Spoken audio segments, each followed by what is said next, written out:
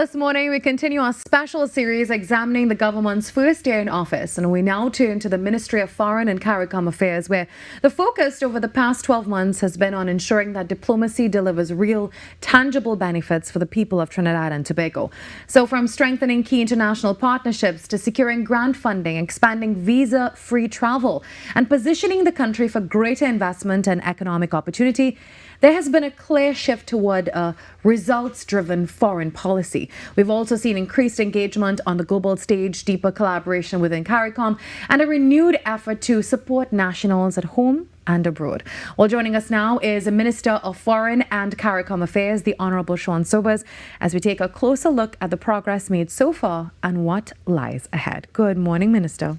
Good morning, everyone. Thank and you. Allow me to also say happy wedding anniversary to you and your lovely wife. Thank you. It has been 10 years of perfect marital bliss, and I also would want to wish my wife happy anniversary this morning. Well, it's a very special day, and we're glad that you can spend it, starting it with us this morning. Thank you so much. So, Minister, you've described your approach as a Trinidad and Tobago first approach. How has that shaped your ministry's international engagement over the past year? I think that approach or that mandate was entrusted to me by the Honorable Prime Minister. For some time, or for a very long time, we've seen Trinidad and Tobago take a back seat in terms of our international engagements, in terms of our outreach with respect to different partners across the globe. And in order for us to advance as a people, we need to seek new partnerships and forge new relationships with different persons throughout the globe. We've seen countries that just as small as we are, with a population very similar to our own, in terms of their advancement, it far outweighs Trinidad and Tobago's. And their diplomatic policy, the way in which they engage globally to learn from other countries similarly disposed or even larger than them, has been extremely robust. And that is what the Prime Minister wanted from the Ministry of Foreign Affairs, and that's how we've begun to transform the ministry. Well, speaking about partnerships in other countries, another major milestone was the state visit of India's Prime Minister Narendra Modi. Yes. So can you tell us how significant was that visit in strengthening bilateral relations? Yeah. Well, we've had bilateral relations with India for quite some time. However, we hadn't had the type of engagement, I would want to say, with India in the way in which we really wanted to over the last couple of years. And as soon as Prime Minister Prasad Visasa became the country's Prime Minister, we received that call from the Minister of External Affairs, Dr. Jaishankar, from India, indicating that Prime Minister Modi wanted to visit. He was on a trip across to South America and for the BRICS Summit, and he said it would have been apt for him to definitely stop in Trinidad, give his salutations not only to the Trinbagonian people, to the Prime Minister, but also to the Indian diaspora that lives in Trinidad and Tobago. And one of the key milestones of that visit was both leaders' emphasis on South-South cooperation. So usually countries, less developed countries, which are in the southern part of the hemisphere, we tend to always try to rely on relationships being generated with larger countries in the northern part of the hemisphere. But within the last decade and a half, there's been this sporadic growth of relationships between countries within the south, lesser developed countries that have learned from each other and have grown. And with increasing cooperation with those southern countries, there's been extreme tangible benefits met across the entire southern hemisphere. And that was one of the reasons for his visit, apart from the many gifts that he brought to Trinidad and Tobago, which we are very grateful for. Yes. Can you tell us about the Indian Grant Assistance Program? Right. So there are several programs that India would have given to Trinidad and Tobago based upon that visit.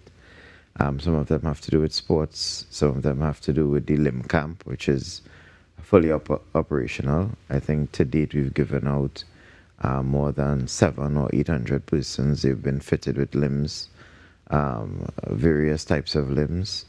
The actual facility would be the second or third facility outside of India that would be placed now in Trinidad and Tobago, in Penal.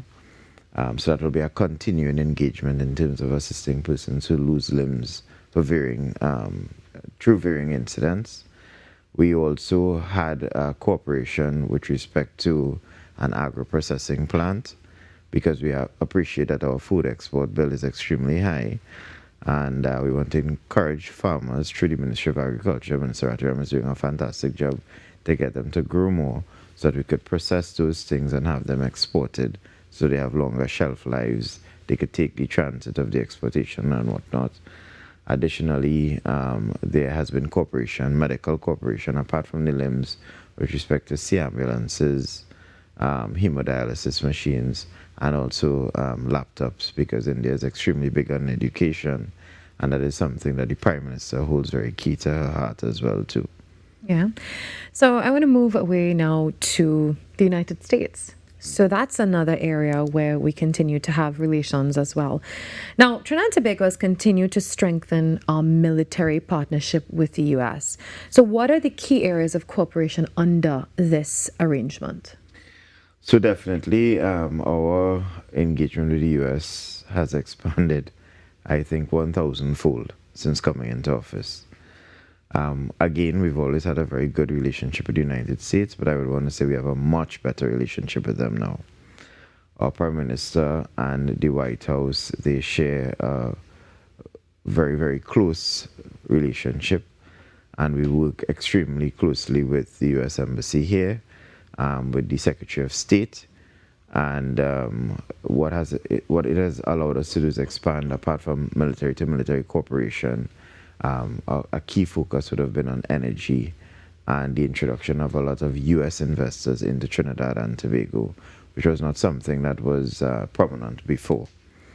They always saw the region as being tacitly involved. Now we are fervently engaged with the U.S., and based upon that, it was what I think prompted, especially our Prime Minister's clarion call to stamp out narco-terrorism in the southern part of the hemisphere, in the southern part of the Caribbean, that the U.S. got more actively engaged with Trinidad and Tobago, and that, I think, semi-climax with respect to the Shield of the Americas, which we are now part of. Yeah. Well, speaking of the Shield, you were a part of the Shield Summit in Florida alongside the Honorable Prime Minister and members of the Cabinet. So what were the key moments in that meeting for you, and how do they all benefit Trinidad and Tobago, and also what did you personally take away from that? I think for many persons around the world, I think it is in fact so, all cabinets, especially the U.S. cabinet, there's a certain degree of distance because of the significant amount of layers that exist within any sector of cabinet in the U.S. So take, for example, the Secretary of State. They employ thousands of persons. There are several different persons, layers and tiers of persons and organizations between a normal individual and the actual Secretary of State. And the same exists with the Secretary of Energy, or the Secretary of Commerce, or the Treasury Secretary, or the United States Trade Representative.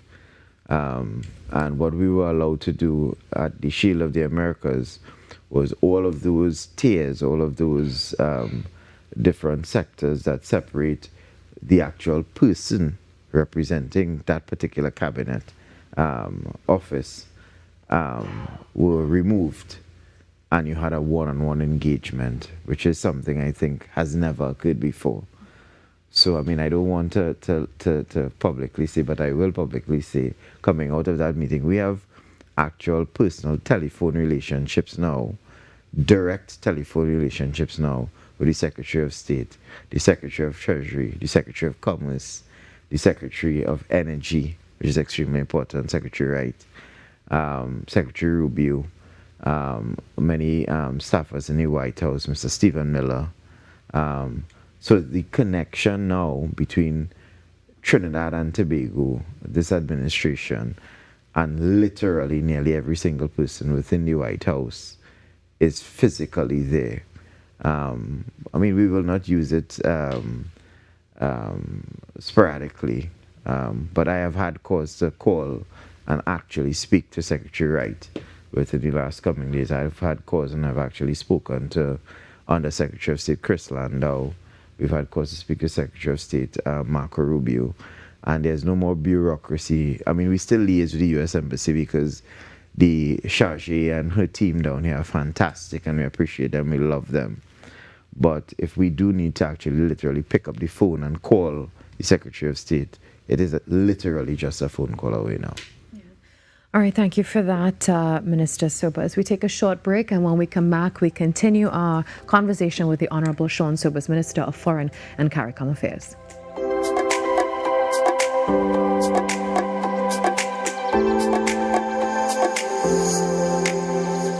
Well, continuing our discussion this morning with Minister of Foreign and CARICOM Affairs, the Honorable Sean Sobers. We switch now, Minister, to the fact that we've been strengthening ties with the United Arab Emirates. And I know that there was a reciprocal investment protection agreement. Can you tell us about that and about the investment for Trinidad and Tobago?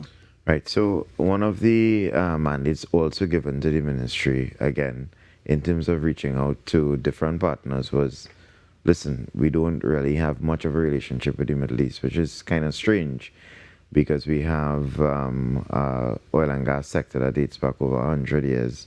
We've turned out engineers that work all across the world, especially within the Middle East.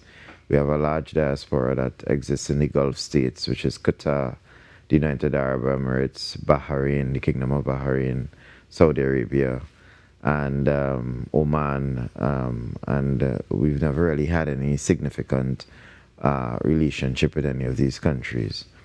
So one of the first things the Prime Minister indicated is that we need to get in contact with the Middle East and let's see how we could share the knowledge that we have and expertise that we have and with their growth.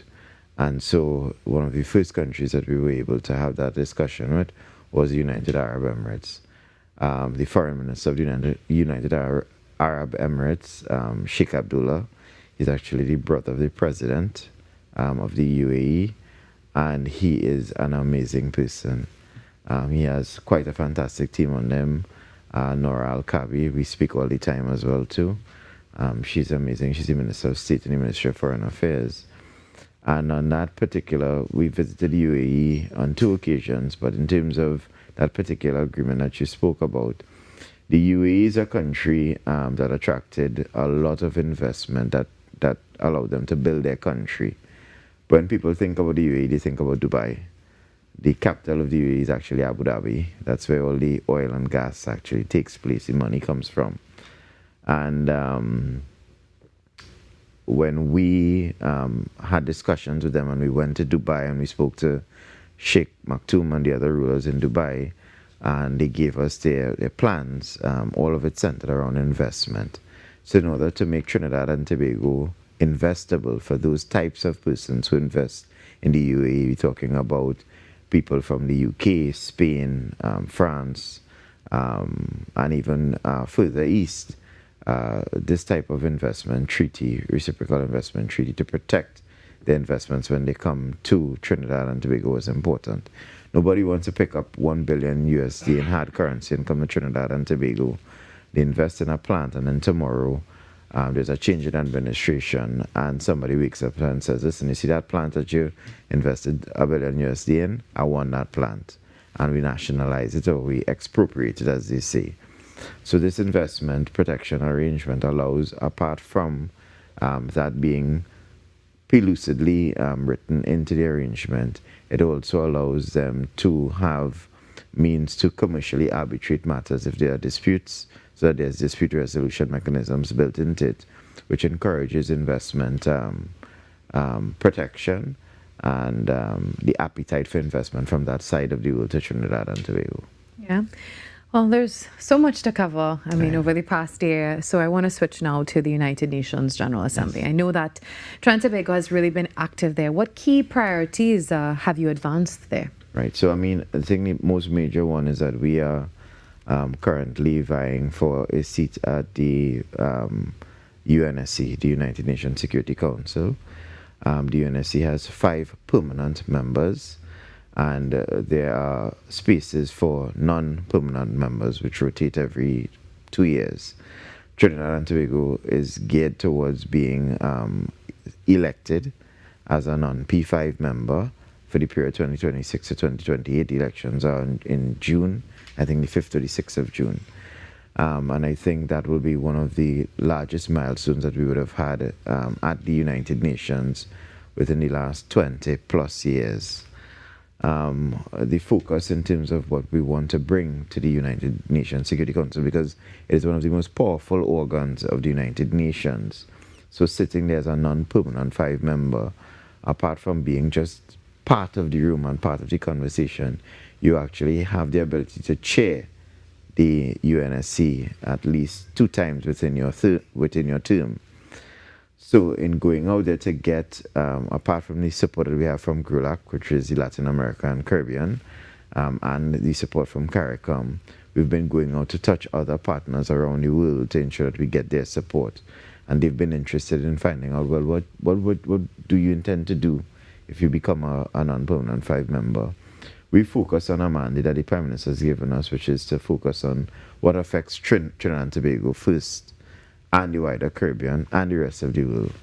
That being issues related to women, peace and security, the movement of small arms, which is a huge problem that we have in the Southern Caribbean, and also, which is one of the most important ones that has been raised and has been accepted by every single person we've spoken to, is the positive and the negative usage of artificial intelligence.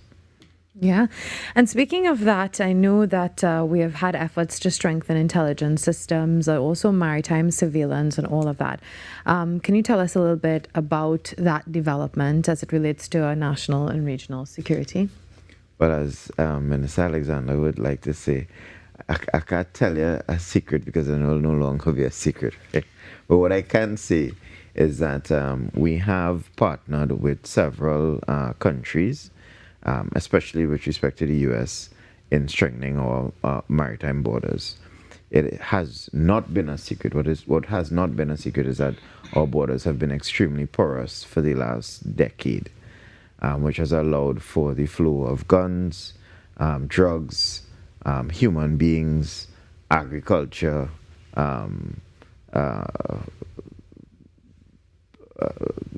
animals to come across the border unchecked, unmatched, and it has really been a problem. So strengthening our relationship with the US, we've been able to repair several boats that have been down. We have a lot of the larger vessels that are out there now patrolling the borders.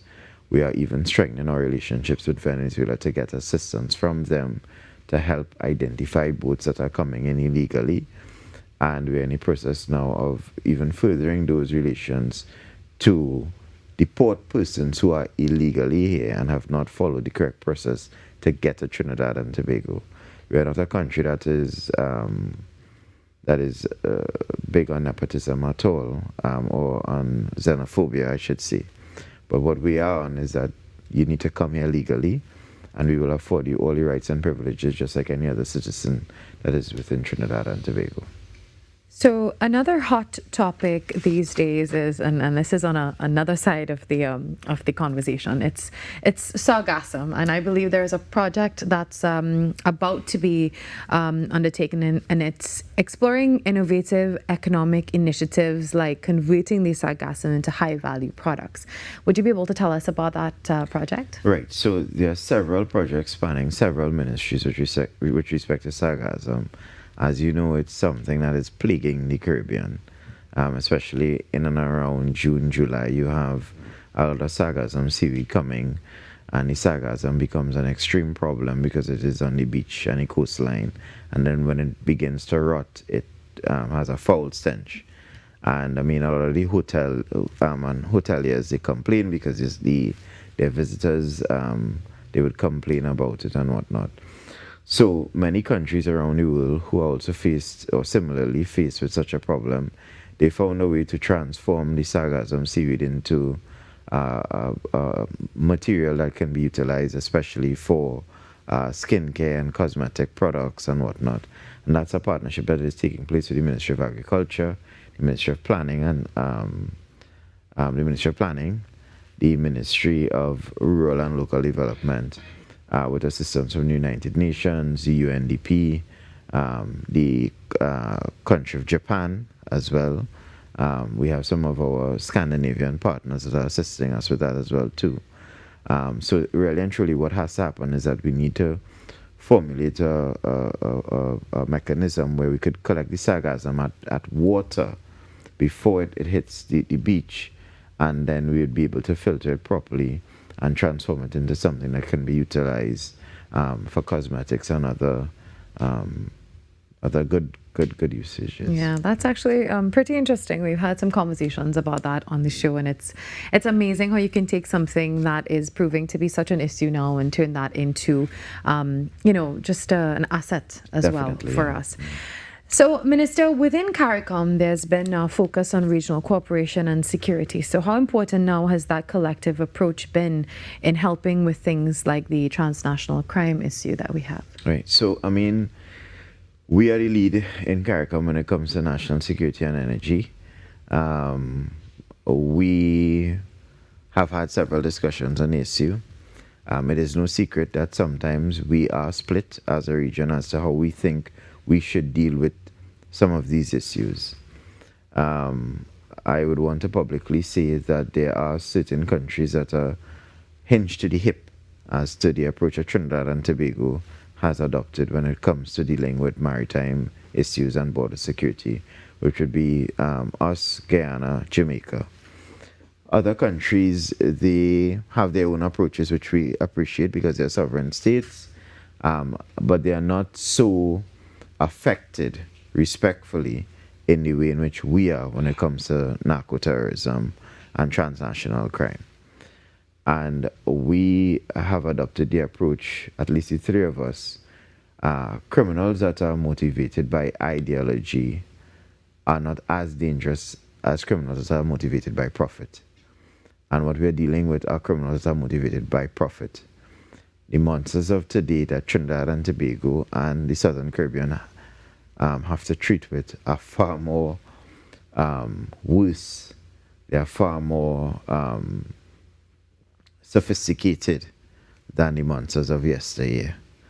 And so that requires a robust, drastic, serious, and significant response. And that is the manner in which we have adopted to deal with it.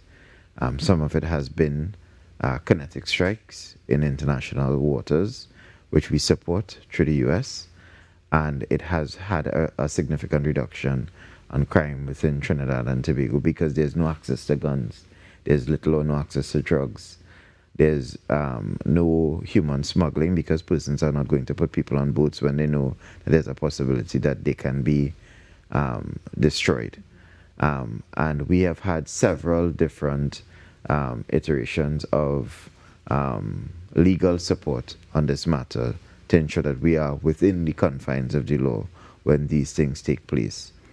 But a dramatic response is required because we are facing some significant issues that no one has ever really thought to treat with in this particular way to yield the results that we have been we've procured thus far.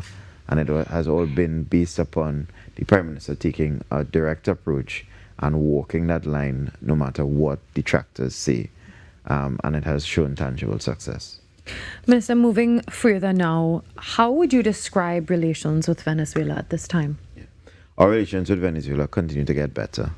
I would say almost on a daily basis. Trinidad and Tobago has never broken its diplomatic relations with Venezuela, even during all of the rhetoric, the unfortunate rhetoric that passed between the two countries. But we've never broken diplomatic relations. Our embassy has always remained open. The Venezuelan embassy has always remained open. We've always been extremely friendly to the Venezuelan ambassador, Alvaro, who's a personal friend of mine. And we've always had, they've always treated our diplomats across in Caracas with fervent and due respect. We talk daily as we try to put together the agenda for this diplomatic mission that will be launched soon. But as you would well imagine, there are a number of issues to be discussed. Venezuela is a country with huge potential apart from energy. There's a lot of trade and economics that can take place within Venezuela, and that is where we are together for the benefit of both Trinbagonian people and the people of the Bolivarian Republic of Venezuela. We are both laser focused on to deliver for both countries. Minister, thank you for those responses. Before we wrap up today, I want to ask you a question, a personal one. How you've gone through this entire year and you've achieved so much, but on a personal level, what are you most proud of over the past year in government? I am not saying this because the Prime Minister has cleared this up yesterday. So my job is safe as far as I know. So there's no cabinet reshuffle. But I am most proud of the relationship that the Prime Minister has shared with a lot of, if not actually with all of cabinet. She has been extremely hands-on. She's nurtured every single minister and ministry. And she's taken a significant role, direct role, in the way the ministry is developed. For me personally, having someone like that as a mentor in what was originally, in my opinion, really a ministry that would, have some degree of diplomatic tension at some point in time and some sort of difficulties to navigate.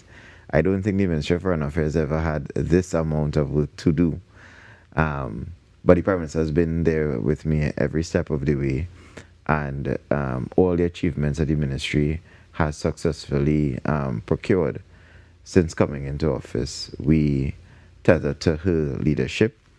And I am very, very proud of that as a minister, that I can report on so many different things that we've been successful on.